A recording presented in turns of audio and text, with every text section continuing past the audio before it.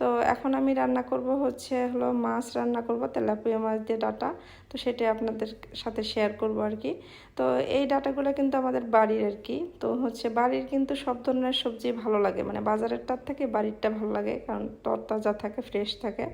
তো নর্মালি কিন্তু আমাদের বাড়িতে কিন্তু ডাটা, পেঁপে, কাঁচামরিচ, বোম্বাই মরিচ, তারপরে বরবটি, করলা, এই ধরনের মিষ্টি কুমড়া, এই ধরনের সব সবজি আর কি আমি লাগাই। তো এই যে দেখুন কথা বলতে বলতে মাছটা ধোয়া হয়ে গেল আর কি।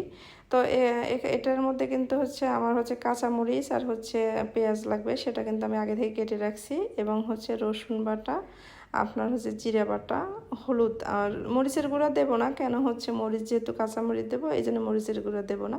তো প্রথমে আমি কড়াইয়ে তেল দেবো, দিয়ে তেলটা গরম হয়ে গেলে তো মাছটা ভেজে নেব।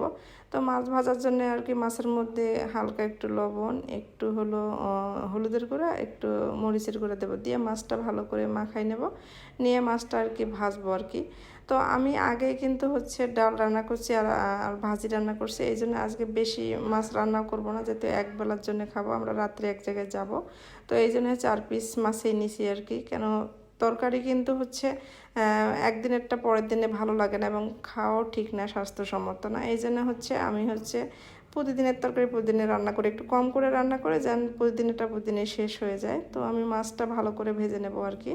নেওয়ার পরে আমি কাঁচামরিচ এবং পেঁয়াজ দেবো আর কি। তো কাঁচামরিচ পেঁয়াজ দিয়ে পেঁয়াজ আর কাঁচামরিচ হালকা করে ভেজে নেওয়ার পরে আমি সামান্য পানি দেব, দিয়ে আর কি বাকি মশলাগুলো দিয়ে দেব, দিয়ে মশলাটা ভালো করে আর কি কষাবো আর কি। তো তরকারির কিন্তু মশলাটা ভালো করে কষালে আর কি তরকারির স্বাদ বাড়ে। তো আমার কিন্তু এই তরকারিটা অনেক মজা লাগে, কারণ বর্ষার সময় কিন্তু ডাঁটাটা বেশি স্বাদ আর কি হয় আর কি। তো বর্ষার সময় ডাঁটাটা হয়ও আর কি। তো ডাঁটাটা এখনও মোটা হয়নি, মানে এখনও আরও সময় আছে আর কি, এখনও কেমন লাগাইছি, মানে কচি কচি ডগা বেরোইছে। তো ওখান থেকে আজকে আমি একটু যেহেতু খেতে ইচ্ছে করছে, তো এই জন্য আর কি উঠাই নিয়ে আসছি। তো আমি কাঁঠালের বিচি দিয়ে রান্না করতে চাইছিলাম, তো কাঁঠালের বিচি যেহেতু আমার বাসায় নাই, এই জন্য আমি আজকে আলু আর ডাঁটাটাই রান্না করব আর কি। তো তারপরে আমি দেখেন মশলাটা কষায় ডাঁটাটা দিয়ে কষানোর পরে ঝোল দিয়ে দেবো আর কি। তো ঝোলটা কিন্তু ডাঁটার ওপর, অনেক ডাঁটা আছে যে কচি তাড়াতাড়ি সিদ্ধ হবে, আবার অনেক ডাঁটা আছে একটু শক্ত হয়ে যায়। তো সেই অনুযায়ী ঝোলটা দিতে হবে আর কি, যেন ডাঁটাটা সিদ্ধ হয়, এমন পরিমাণ পানি দিতে হবে যেন ডাঁটাটা সিদ্ধ হয় আর কি। তো তারপরে যখন হাফ সিদ্ধ হবে তখন আর কি আমি মাছটা দিয়ে দিছি, তারপরে মাখা মাখা হলে আর কি নামে ফেলো। তো দেখেন কত সুন্দর হয়েছে আর কি কালারটা।